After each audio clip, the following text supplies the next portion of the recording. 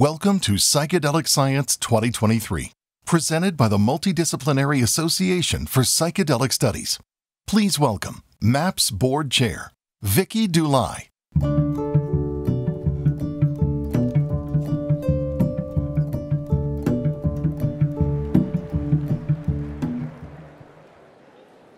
Wow.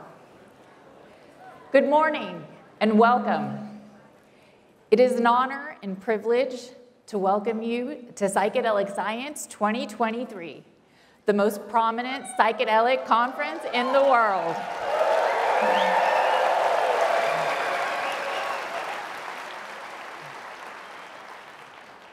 I have spent the last decade advocating for using psychedelics to treat trauma after losing my brother to addiction. In my experience, the problems with mental health treatments are vast, and the solutions are limited. We are here with the common goal of reducing mental health suffering. MAPS fearless leader and visionary founder, Rick Doblin, has worked on this mission for 37 years.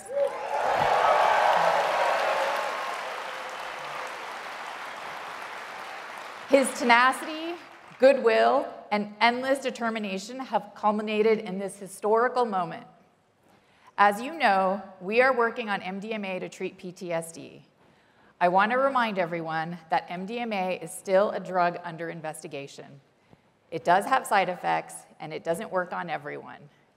The FDA will make the final determination on safety and efficacy. This week, we welcome all our attendees and participants who have traveled worldwide to be with us. MAPS is a leader in the psychedelic movement. And this week is not just about us.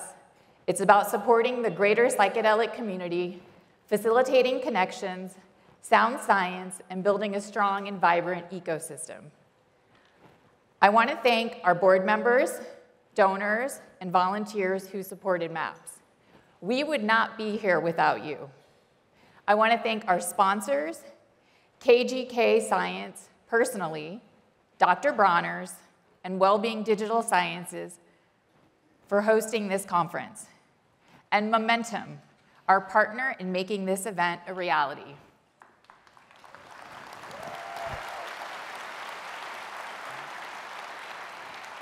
MAPS is a 30-person nonprofit putting on a conference of this size for the first time. Our incredible team works hard behind the scenes to offer a seamless experience, but sometimes there will be challenges. I'd like your patience. You can trust we'll improve as we adjust to this scaling growth. I wish everyone an outstanding conference experience. Next, I would like to introduce Maya Padilla.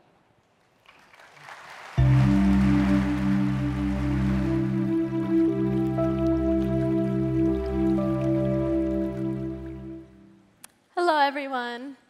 Good morning. Buenos dias, Niakat. This is my first time speaking for an audience this big, so excuse me if I'm a little nervous. Thank you. Let me introduce myself. My name is Maya Padilla. I represent two beautiful indigenous cultures of the First Nations to walk the land in this Western Hemisphere, including the land that is beneath our very feet today. I am a Northern Arapaho and Mexica woman. My Arapaho name is Hija Baese, and my Mexica and my Nahuatl name is Toltecatzin. My people were massacred at Sand Creek in this very state, yet I stand here today as a testament to our resilience and beauty.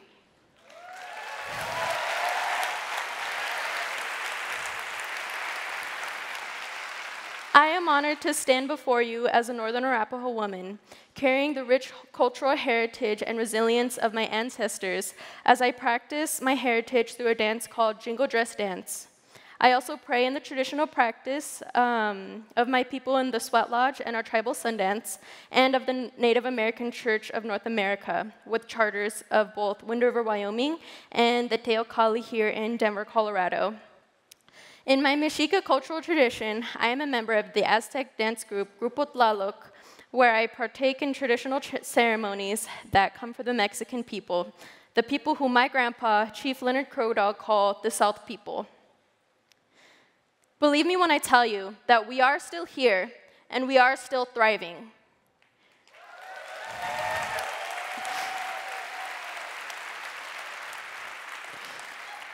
As we gather here today on what we call, us Arapahoes, what we call our homelands, I would like to acknowledge the other traditional custodians of this territory, the Cheyenne, the Ute, the Shoshone, and the Apache people, and express my deep respect for their enduring relationship with this land as well. It is essential to recognize that this land holds great significance and meaning to the Arapaho people, as it is entwined with our identity, stories, and spiritual connection. This acknowledgement is a small step towards honoring the legacy of those who have come before us and paying respect to the land that sustains us all, as well as acknowledging the traumas that were endured by my people, so that we can be heard, brought to the table, and to affect policies and practices, and be given a voice to be heard by the halls of power in this country, so that we can begin to heal from the generational trauma that has affected our First Nations for centuries since colonization began.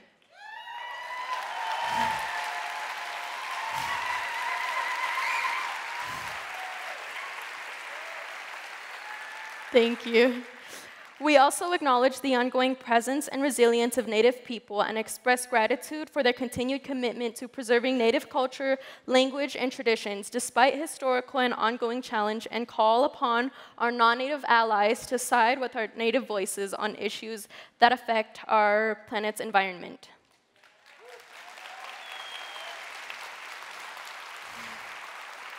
As we engage in dialogue, knowledge sharing, and collaboration at this conference, let us remember that we do so on sacred ground. May we approach our work with humility, empathy, and a commitment to learning and listening from the wisdom of the Arapaho, Cheyenne, and other indigenous nations that walk the ground beneath us today. I appreciate you. Let us strive to create the future where the voices and aspirations of Indigenous peoples are uplifted and respected, and where the spirit of reconciliation guides our actions. May we all play a part in nurturing the land, fostering understanding, and building bridges of friendship and collaboration.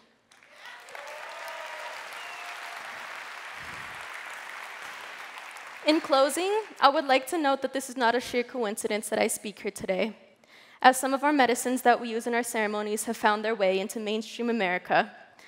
These are medicines that define our very spiritual and cultural existence and facilitate our connection with our ancestors, the Creator, and all of creation. We have watched as the water that we rely on as our lifeline, which my people have always held sacred, is commercialized, hoarded, and made scarce when there is plenty for everyone to live. We have watched the tobacco that we have used ceremonially for centuries be commodified and turned into an object of addiction, as it is sold to the lines of pockets of corporations that prefer to keep us physically and mentally unwell, as pharmaceutical companies prey upon us with their quote-unquote cures.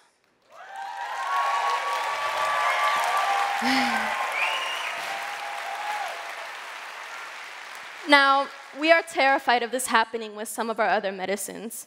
And that is why I ask you all to hear our voices today about specific issues to this cause of this conference that may greatly impact upon Native people and our spiritual and cultural survival. As we acknowledge this land today and first people upon this land, let us not do so with hollow hearts and empty words. There was a time in the history of every culture when a person's word was all they had to signify their integrity and community, and their character within this community, I apologize. Before lengthy written contracts with fine print finalized by lawyers with dollar signs in their eyes, a person would give their word as a contract. That meant that everything between the relationship that was formed and the agreements that two communities would have between them.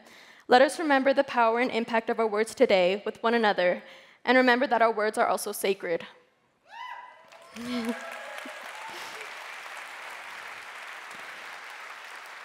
Thank you for allowing me to take this time to speak to you. I hope that my words have affected you positively and that each of you have a beautiful day as you walk in an intentional and sacred manner and using sacred words to communicate with one another. Thank you. Haho and Klaso Kamati. Thank you so much. Have a nice day.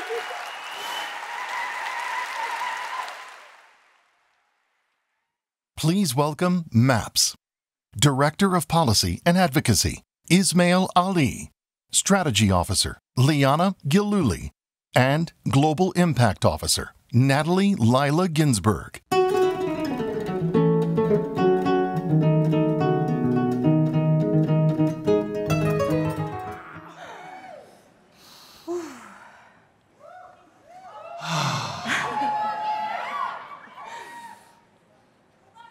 Wow. Hello. Hi there. Let's begin by taking it all in, shall we? Can I invite you to take a breath with us?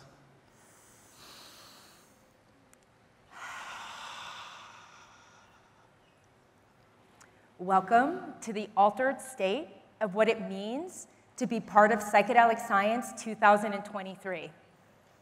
Look around. You are surrounded by your fellow seekers on this journey. It has taken all of us so much to get here, with support recruited from every dimension. And none of us have ever done an event of this scale and magnitude before. Well, that is MAPS's MO after all, doing things that have never been done before. The three of us are lucky enough and stubborn enough to have worked for this world-changing organization for a collective 2 decades. And we are honored to be here today representing the extraordinary team at MAPS. This is a moment in time, a cresting of a wave that has been building over decades.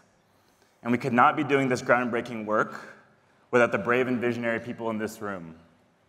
People with too many degrees and high school dropouts, parents, practitioners, facilitators, caregivers, formerly incarcerated people.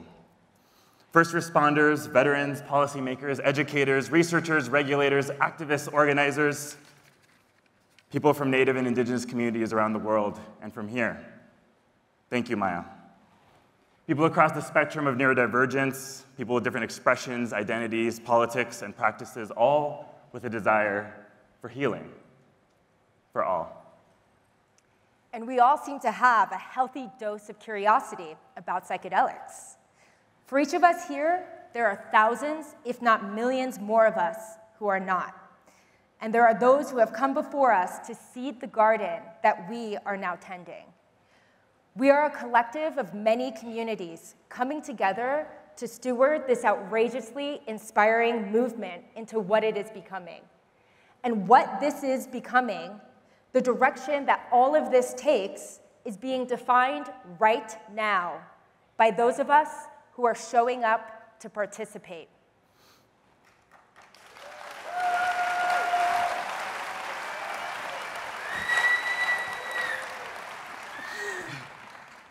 We speak for everyone at MAPS in expressing how profoundly honored, grateful, and humbled we are to be a part of this psychedelic movement and this moment with you all. As powerful as the programming is, the reason we at MAPS are hosting this conference is, above all, to bring us all together so we can meet and make magic, vision what is possible, build strong and vibrant community, and strengthen our relationships in ways that can only happen in person. And, of course, to tend to the tensions that inevitably arise when a diverse and rapidly growing community from all corners of society gather to do groundbreaking work. When we're in person, the project of reweaving psychedelics into the world with integrity, with compassion, not criminalization, feels that much more possible. We can't predict what will come of this gathering. We have faith that something, and maybe even many things, will emerge, will bloom from our time together, So thank you all for being here with us.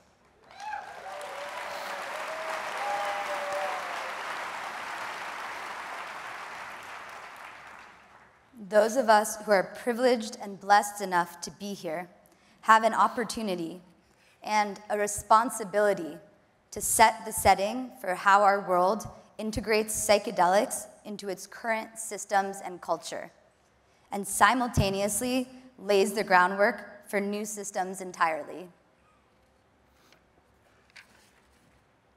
Psychedelic medicines and their traditions and rituals have been stewarded for generations by shamanistic, animistic, and indigenous communities around the world. 50 years ago, a mere blip in time, the last big wave of psychedelic Americana peaked. All movements are reflections of their times.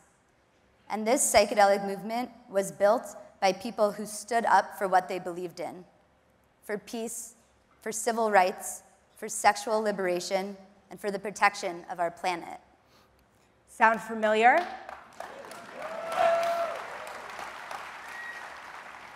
The songs of that time still echo through our airwaves. Their fashion has made several comebacks. Their art, political leanings, spiritual questing have filled books and movies and inspired generations who followed. So we find ourselves here today in a culturally defining moment of our own.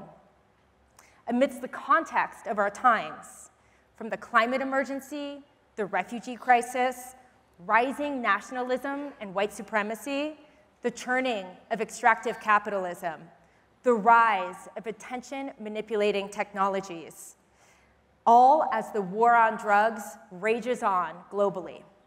It is no mystery why our mental health is plummeting.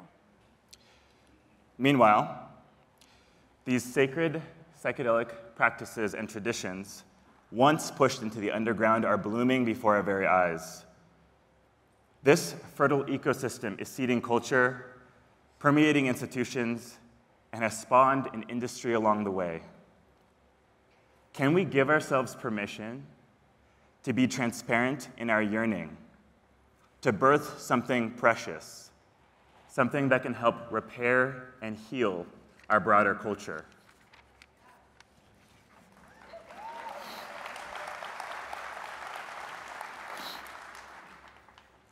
Can we have the spiritual audacity to acknowledge that this movement has the potential to radically improve humanity?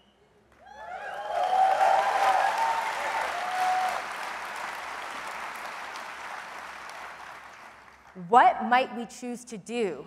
And more importantly, how might we choose to be in order to make real what we in our hearts know is possible?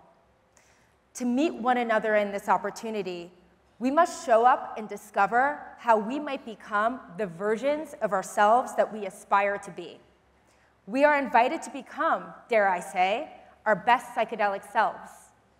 Perhaps that can look like integrating the vital nature of celebration, pleasure, and play, and playing safely, reducing risk, and educating ourselves along the way. It can look like meaningfully prioritizing public benefit. Making choices from joy and love rather than fear and scarcity.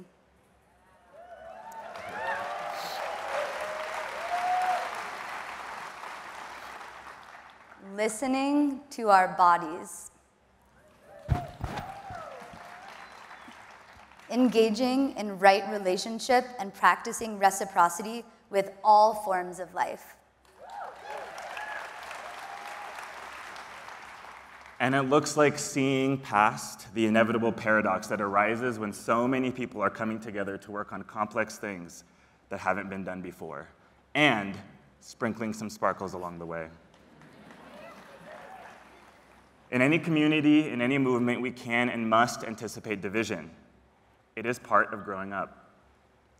But for us to make lasting change, we must be the bridge between the medical, the mystical, the marginalized, and the mainstream.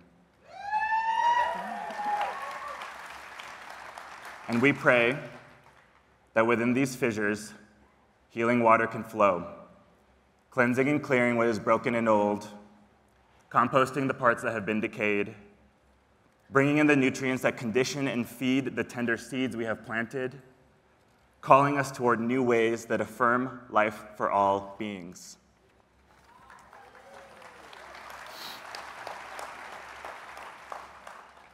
While all of us here may change the course of history, we cannot stop time, but we can slow it down if we show up right.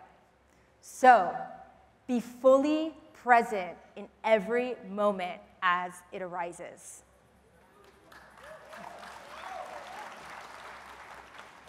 Follow your curiosity. Take care of each other, especially when it gets challenging. And remember to take care of yourself as well. Ask yourself, Am I being intentional? Am I taking responsibility? am I showing up in service? Am I listening to my intuition? Am I tending to my shadow? Am I drinking enough water? Am I authentically expressed? What do I wear? All of us here are ambassadors to this emerging culture who will be taking what we learn back to our families, our neighbors, our communities, and our respective worlds. This might be an overwhelming experience, but it doesn't have to be. Have fun. Savor each moment. Trust the magic. Let go of preconceptions. Be open to synchronicity. Go deep, hold space, and we will see you in deep space. Should I end it?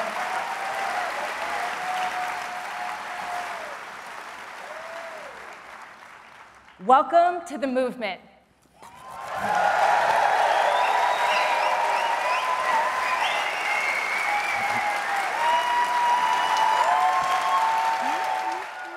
Please welcome the founder and president of the Multidisciplinary Association for Psychedelic Studies, Rick Doblin.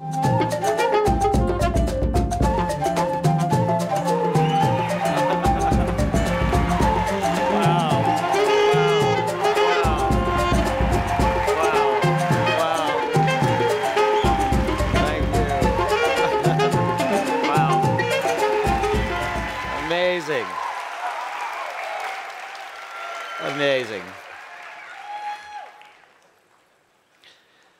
The future is psychedelic. Welcome to the Psychedelic 20s.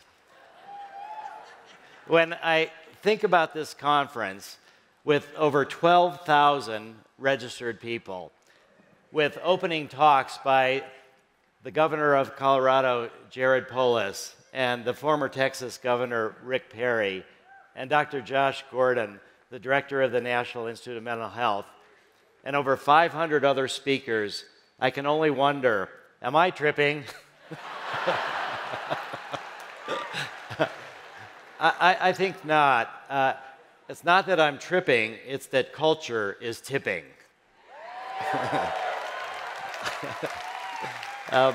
One of the most important books I read was Journey to the East by Hermann Hesse. And when I was romancing the woman who later became my wife, I read this book out loud to her. And it begins with this sentence: "It was my destiny to join in a great experience." And I feel that all of us here sense in some ways that it is our destiny to join in the great experience of both individual and cultural and human-wide consciousness transformation, which is what we need for both survival and for humanity to thrive. Welcome to the Psychedelic 20s. The first conference that MAPS had was really in 1990, and Timothy Leary was one of the speakers. And after his talk, I went up on stage and I asked him, what advice do you have for those of us who are trying to work with the government to try to develop psychedelics back into legally available prescription medicines and to work on drug policy reform? And he said, fuck the government. He said, I am so far past trying to ask permission for anything, but I'm really glad you're doing it. And that was the passage of the torch. Now, some examples of cultural tipping points is that this is the fourth in a series of psychedelic science conferences, and this one is more than 4 times as large as the previous one in 2017, which itself was the largest psychedelic conference ever in history. There's some other signs of the cultural tipping point. This is a street sign in Chicago around 10 years ago that said no access to LSD. Now, just last year they changed the sign. Now it says use LSD. Now, for those of you from Chicago, this also means Lakeshore Drive. And one of the most important TV shows, Ted Lasso, of recent times, that had its season finale just a few weeks ago. On the last episode, it had the main character reading a book on an airplane. And what was that book? Michael Pollan's How to Change Your Mind. And we think of that book also as a cultural tipping point, and we call Michael the pollinator. Now, another sign has been the growth of the science. So MAPS has been working for 37 years, and MAPS and the MAPS Public Benefit Corp., which is our pharmaceutical arm, have now reached the point of 2 successful phase 3 studies of MDMA-assisted therapy for PTSD. And we're anticipating submitting the application to the FDA later this year, and we're hopeful that if all goes well, we'll have the potential approval by the middle of next year, maybe around a year from now. Yeah. And this is just really one of many psychedelic therapies. The for-profit company, Compass Pathways, is now in phase 3 studies for psilocybin for treatment-resistant depression, and the nonprofit USONA is also working on finishing their phase 2 studies and hope to start their phase 3 studies for psilocybin for major depressive disorder. And we have hundreds of other psychedelic companies doing various different things. Some of them are trying to invent new psychedelics, and I look forward to trying them. And we have now over 4 to 5 times the scientific publications on psychedelics at the height of the psychedelic 60s. And we have over 1,500 ketamine clinics in the United States right now. And the AMA, amazing, and the AMA has recently approved a new billing code for long therapy sessions so that insurance companies will be able to bill for and pay for 8-hour MDMA sessions and 6-hour therapy, psilocybin. And, yeah.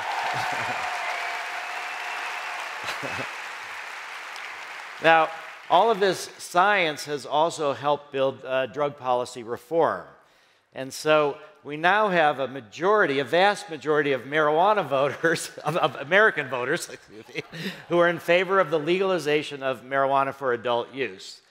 And we also have a lot of work on drug policy reform for psychedelics. So here in Denver, this was the first city that made mushrooms the lowest enforcement priority.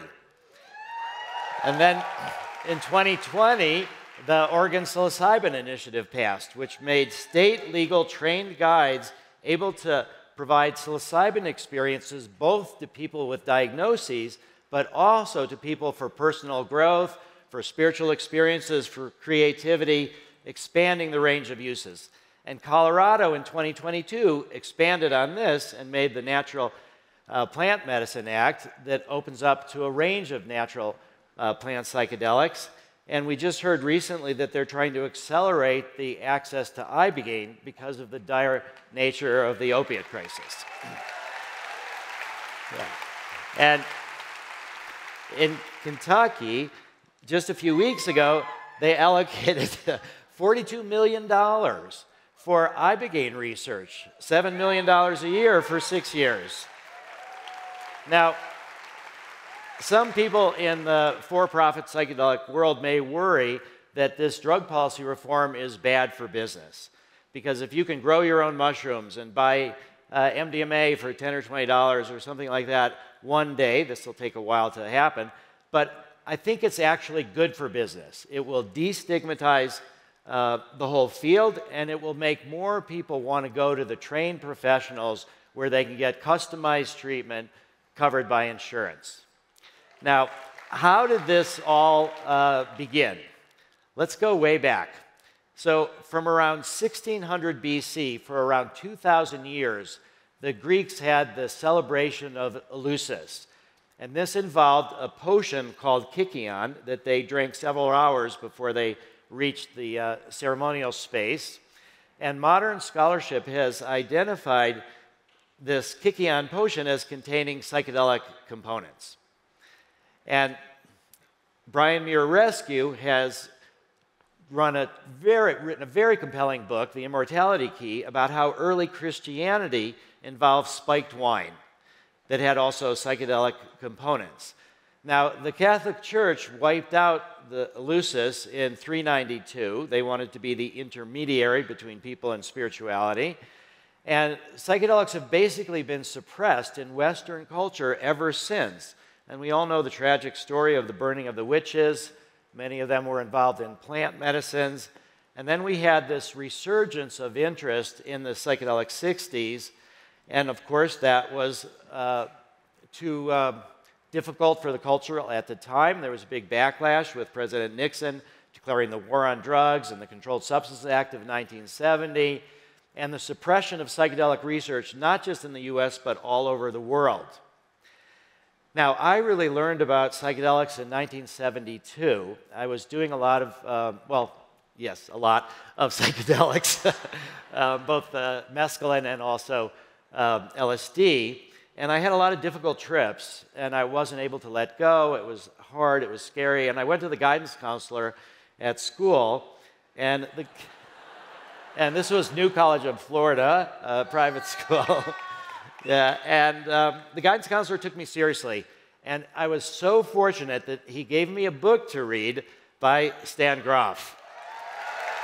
And this book was Realms of the Human Unconscious, Observations from LSD Research. Reading that book changed my life, and it made me devote myself to psychedelics to try to bring back psychedelic research. And Stan has been my mentor ever since. He is the through line from the psychedelic research in the 50s, and then after the crackdown to developing holotropic breathwork, which demonstrates that these experiences are in us. They're not just in the pill. They're natural to us. And then he has trained many of the new psychedelic therapists as well. And we are so lucky that he is here with us today. And, and now, and let's all wish him a happy birthday. He turns 92 on July 1.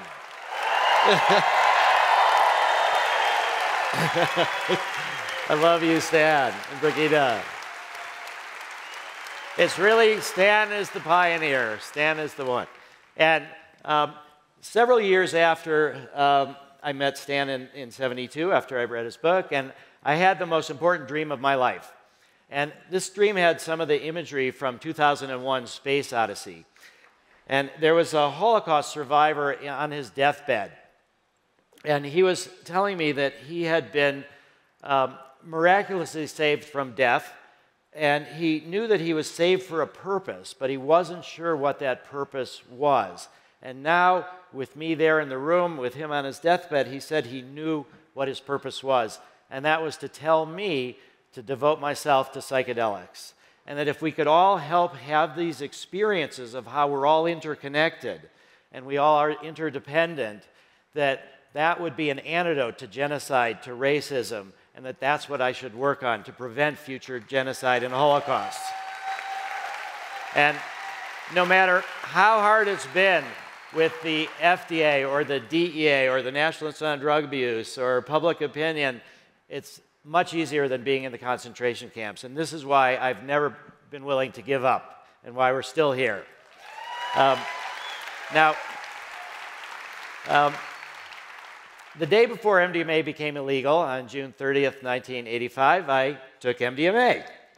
And I was, near the end of the day, I was sort of working on politics, and I was writing a letter to the editor of Business Week.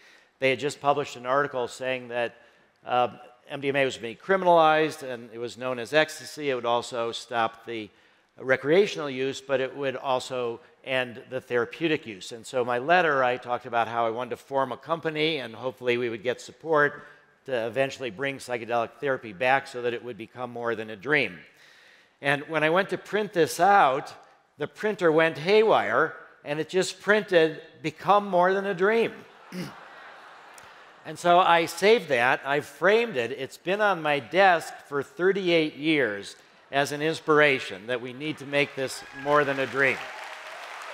Now, the next part that I'm going to share is actually a true story. A couple days afterwards, I was looking at the printer that I was using, and I noticed somehow or other I had dropped a hit of blotter acid into the printer mechanism.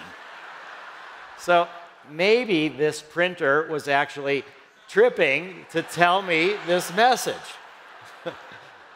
Now, this reminds me of one of the anti-drug statements, only losers use drugs, which we have turned around to mean only users lose drugs.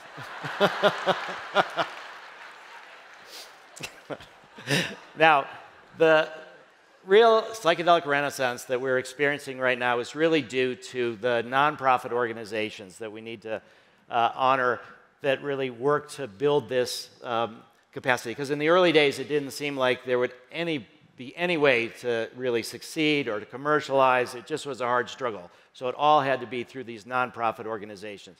But now that MAPS and the MAPS Public Benefit Corp is seeing the potential FDA approval, we need a new vision for the next couple decades and generations. And this new vision is toward a world of net zero trauma by 2070. And what we mean by net zero trauma is not no trauma. There's always going to be trauma from disease, from accidents, from natural disasters, from human cruelty. And not only is there trauma, but there's multi-generational trauma through epigenetics and the passage from parents of set points for depression, anxiety. But we want to stop adding to the burden of trauma that humanity is suffering. And so we think about this net zero trauma. And how are we going to really measure our progress towards that? We're going to develop a metric for gross national trauma. You may know that Bhutan has a measure for gross national happiness, which has now been applied for countries around the world. And also there's gross national product for economic development. There's measures of peace, of democracy on a national level. And so we're going to develop this metric, and we will use it to monitor our success. And it's not just from MDMA, it's from all the other psychedelics and tens of thousands of therapists and other psychedelic treatments and psychedelic clinics. But what we're going to really need to do is prioritize going to global communities with the largest burden of trauma and fewer resources for treatment. And we're going to need to work with refugees, with migrants, with victims of violence and war, with victims of sexual trauma. We're going to need to use psychedelics for conflict resolution. And you'll hear at this conference that there are small groups of Israelis and Palestinians using MDMA and ayahuasca together to try to find their common ground. Now, this is the MAPS logo as interpreted by Alex Gray. And the most important part of this logo is that the hands are in front and the psychedelic swirls is in the back. And what that means is this is about humans helping humans. This is about therapy. This is about psychedelics that make the therapy more effective. The psychedelics are just tools. They can be used well, they can be used poorly. And what we're going to want to do is have tens, hundreds, thousands of therapists. We're going to have to develop new group therapy models and local healers in different places, but the psychedelic clinics of the future will look something like this. That you'll be able to go to therapists who are cross-trained in ketamine and MDMA and psilocybin and ibogaine and 5-MeO-DMT and whoever else gets invented on the line. And so we'll be able to have customized treatment programs. And one of the most important parts of training therapists is for them to have their own psychedelic experiences. Now, how do we all move forward? The first thing is every one of us can step out of the psychedelic closet. Some people call it the psychedelic medicine cabinet. And speak to your family, to your friends, to people who are scared about psychedelics, who don't know enough, and tell your stories, even if they're of difficult trips. It's really important to do that. We also need people, all of you, to speak to your elected officials and tell them and ask them, we need more federal, state, and local funding for psychedelic research. And we need, again, all of these people interested in therapists to learn about how to administer these new treatments.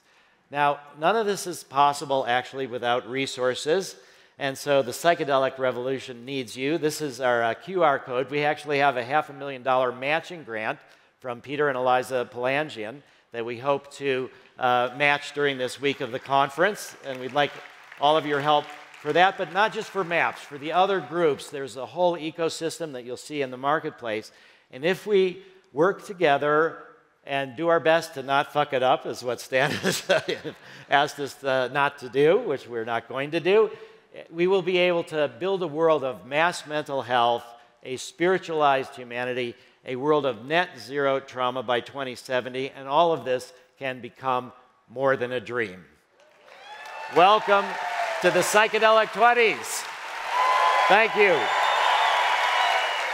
Wow, thank you. It's a grand adventure together. Thank you. Wow.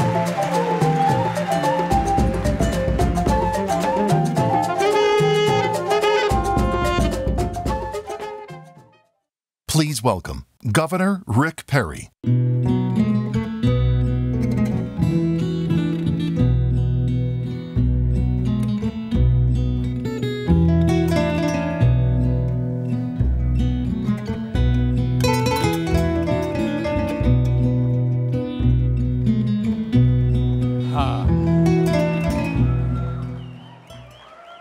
So, you got to see the light and the white in Rick Doblin. I'm the dark, knuckle-dragging, right-wing, Republican former governor of the state of Texas. I love Rick Doblin. Literally love Rick Doblin. This guy, and the idea that he and I are together is a bit of magic. And we got brought together, and some of you are out there going, what in the hell is that dude doing on this stage? Talking about me.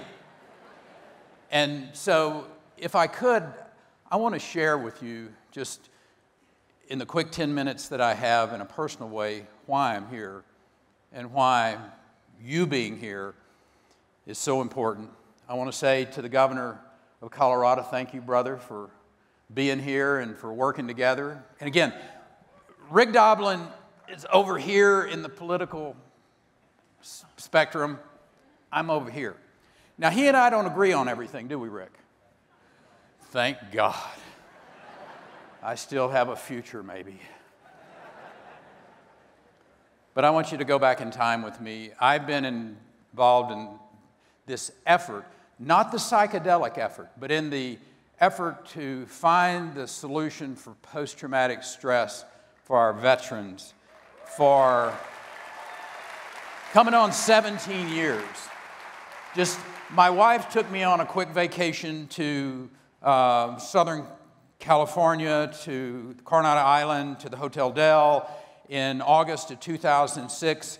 I didn't want to go on vacation. My ADD is really bad. Sitting on the beach doesn't work for me. But I got the opportunity to go to the Special Warfare Center for a tour, and we went on that tour. I was introduced to a young man during that tour who had an extraordinary story. Remember, this is August of 2006. A year prior, he had been in the mountains of Afghanistan in a horrendous event Just to kind of give you a little peek into the future here, this young man subsequently wrote a book called Lone Survivor, and a movie was made, Lone Survivor. I told him at dinner that night, we just took him out to dinner to say thank you, and I said, Marcus, you need to have somebody write that book, tell that story, and I said, give me your mom's phone number. When I get back to Texas, I will give her a call, tell her you're doing fine, and oh, by the way, if you're ever through Austin, come by and see me. Fat chance, right? You're going to show up at the governor's mansion in Texas and say, oh, he told me to come. Well, May of '07, my wife and I are at the governor's mansion. The phone rang. It's the security detail. And they said, Governor, there's a young man down here who said, you told him if he was ever through Austin, Texas, to come by and see you, and he's here. And I asked his name, and they told me, and I said, send him in. That was in May of '07. He left the governor's mansion in August of '09.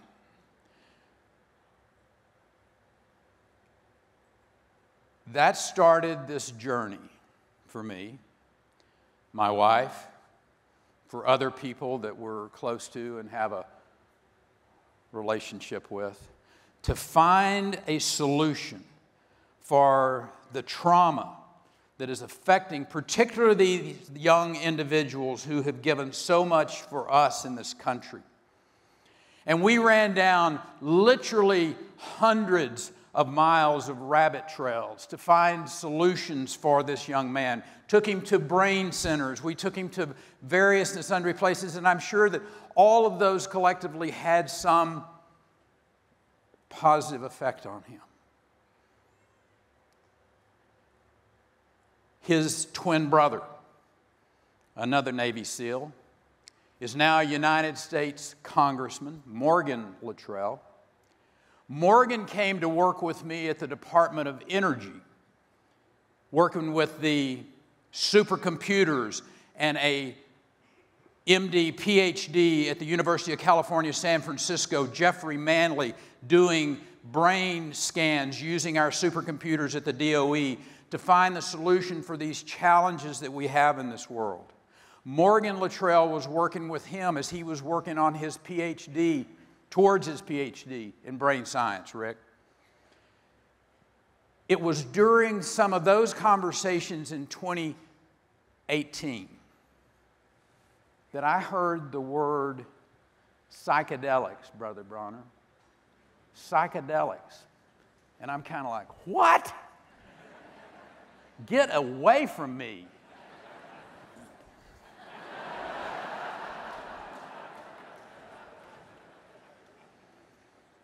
My education process, the reason I'm on this stage today,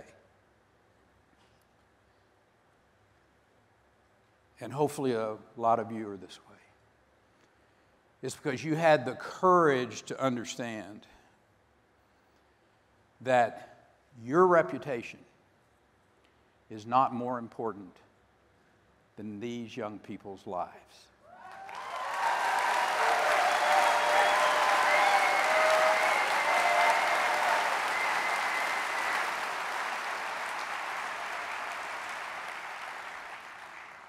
In the fall of 2020, late fall, but matter of fact, even the winter up into January of 2021, I got approached by Amber and Marcus Capone. They have an organization called VETS, V-E-T-S, Veterans Experiencing Treatment Solutions. Highly recommend that if you have extra resources. This is a great place.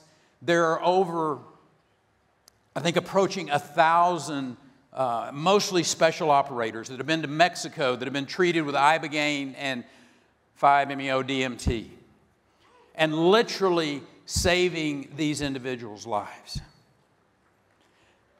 That's why I'm here today. That's the reason I stood up in Austin, Texas, as the farmer governor, as the former Secretary of Energy. And remember, the right wing, the calluses are still there on these knuckles that drug the ground, dealing with this issue back through the years. But to have the courage to stand up and say, you know what? Let's look at what the results are. Let's not look at what government tells us. Let's not look at what somebody says is right and wrong. Let's look at the results here. And there's a great and positive story out of that, and then there's a cautionary tale out of this. And Rick and I, this is where Rick and I don't necessarily agree. Rick Doblin goes 1.2 Mach from the standpoint of where he wants to go. I want to save lives. He wants to save lives. I just know government can really F something up if we don't do this right. And I want us to make sure that we do it right, that we make the progress in the right pace. I'm a little more pedestrian than Rick, but that's okay. It takes all of that working together. And seeing 5,000 plus people in this auditorium working together to change people's minds, literally, figuratively, and forever, is what this conference is really about.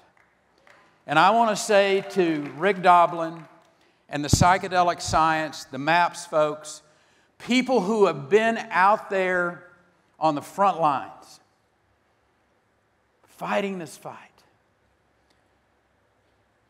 Thank you.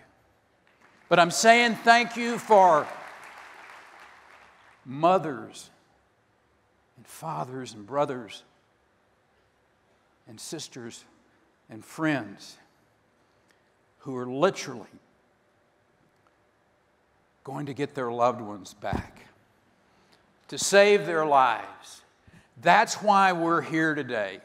If you want to look in the mirror, there are a lot of people today who got up this morning and they looked in the mirror and they asked themselves, am I really making a difference? And way too many people, the answer was no. Well, let me tell you something. Every one of you that are in here tonight, tomorrow, as we go into the future, you don't have to ask yourself if you're making a difference.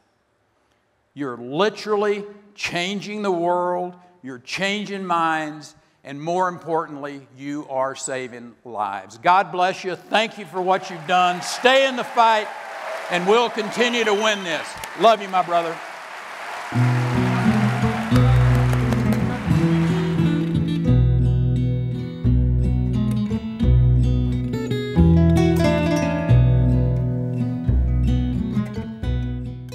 Please welcome Colorado Governor Jared Polis. Good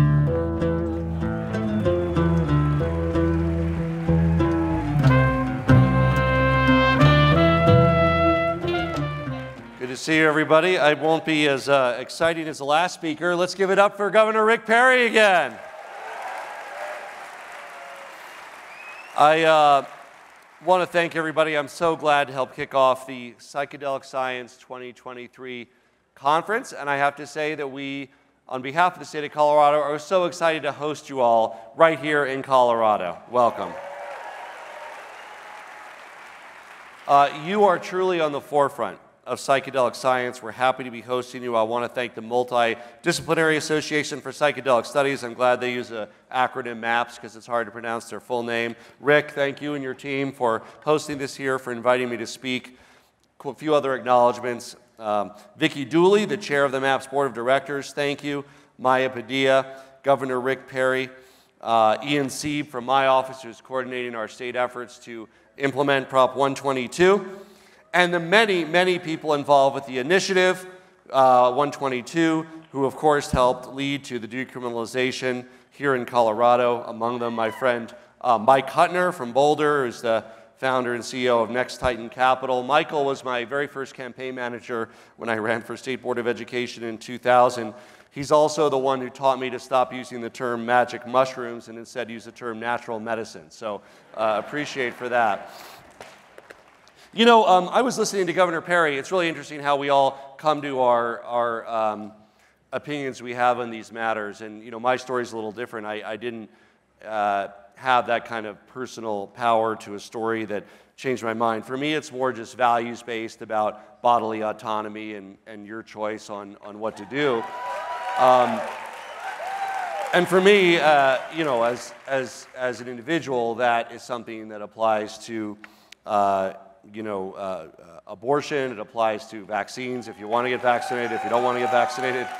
And it certainly applies to marijuana and psychedelics.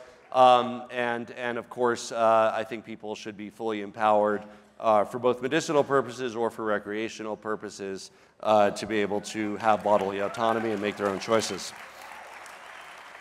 You know, we also, of course, are very excited about a lot of the possibilities around the use of psychedelics, and particularly some of the applications around mental health and addiction. We are facing very difficult challenges in mental and behavioral health. And we're very excited about the opportunities that psychedelics offer to break cycles of addictions for opioids, to deal with severe depression, anxiety.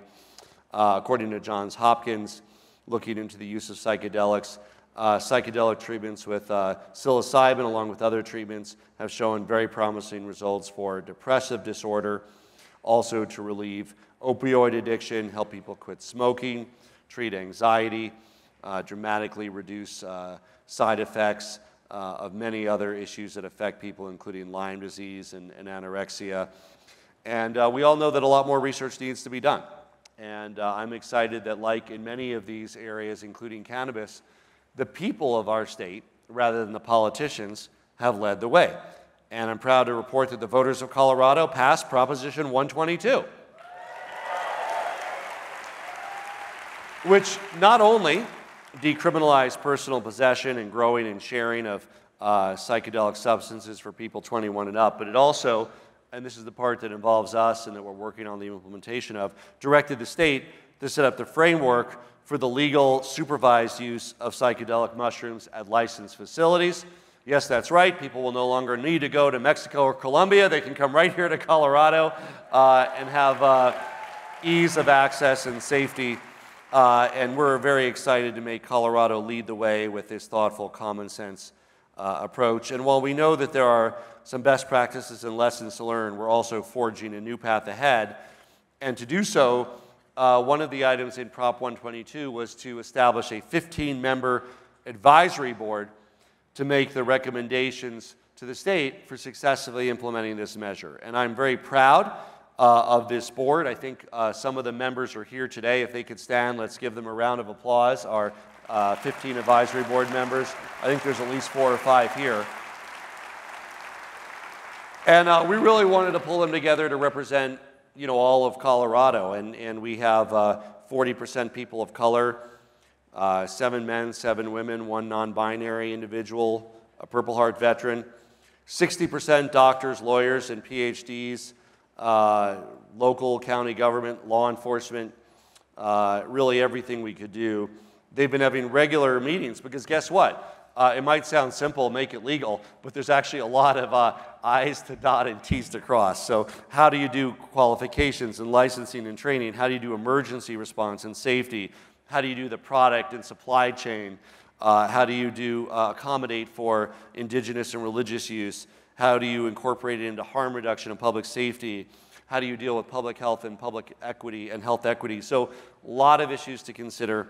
Our state legislature passed the very first implementation law that actually went smoother than we might have guessed. Not that there weren't a few hiccups, but we generally got that through. And that includes how we do the healing centers where people 21 and up can get supervised treatment.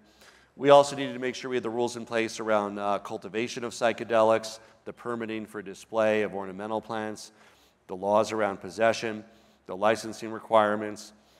how we do the oversight for licensed facilities, what kind of training should be needed for operating the licensed facility. We also created a pathway for sealing the records of those who were previously convicted of psychedelic-related crimes that are now legal. And we would like to go further. I was so proud as governor of Colorado to be able to get specific legislative authority to do a mass pardon to expunge over 2,000 people convicted for low-level cannabis crimes that are now fully legal under state law. And I would encourage our legislature to pass a similar law for psychedelics, so anybody who has something on their criminal record that is now legal can have that expunged and doesn't hold them back from future employment opportunities.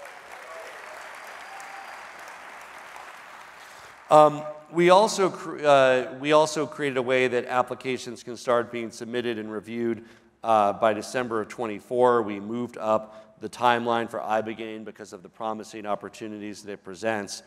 And you know, before we even got into psychedelics and natural medicine plants this year with the passage of 122, last year in association with Ismail Ali and MAPS, we also became the first state in the nation to pass a law on MDMA that's in its stage 3 clinical trials. So we, ahead of time, said that once it's federally rescheduled to be a pharmaceutical, it'll automatically, in concurrence, be rescheduled in Colorado so we can immediately provide relief to our veterans suffering from PTSD. So again, whether you got to where you are because of basic values of bodily autonomy, whether it was stories from veterans that moved you, whether it's the promising scientific research, whether you're, you know, a knuckle dragger or whether you're non-binary and transgender, we welcome everybody to this movement because it's not about party, it's not about where you are in the cultural wars. It's about a pragmatic policy approach that benefits the people of the country. And that's what brings Governor Rick Perry to this fight. That's what brings me to this fight. It doesn't matter how you got here. We are all here on this path to move forward. And there are so many ways that we need to do to move forward. Obviously, as the promising medical technology emerges, these treatments need to be incorporated into the conventional payer system, whether it's insurance, whether it's Medicaid, Medicare. Right now, of course, it's self-pay. I know there's some philanthropists supporting funding for veterans and others who can't afford it. But still is you know, ridiculous that in this day and age, somebody suffering from anxiety, depression, PTSD can get medical coverage for very costly prescription drugs, but cannot get coverage for a treatment at a healing center that can address some of the underlying causes of the issue rather than treat the symptoms. As Colorado continues to move forward with successfully implementing 122, and we're committed to do that because we want to be a story, we want to be an ambassador for other states, we want, just as we were for cannabis as one of the first states, and now with Oregon, first states for psychedelics, we want people to say, hey, Colorado got this right. Look, I'm sure we'll get a few things wrong, we can improve upon, build upon them, but how do we by and large get it right? So that as we're continuing this fight in other states, people say, yes, Colorado did it, we can learn from that, we can come together, we can create better process, better outcome, the opportunity for breakthroughs. I'm so excited for what lies ahead. You are on the frontier. Thank you for your work. Welcome to Colorado. Have a great conference.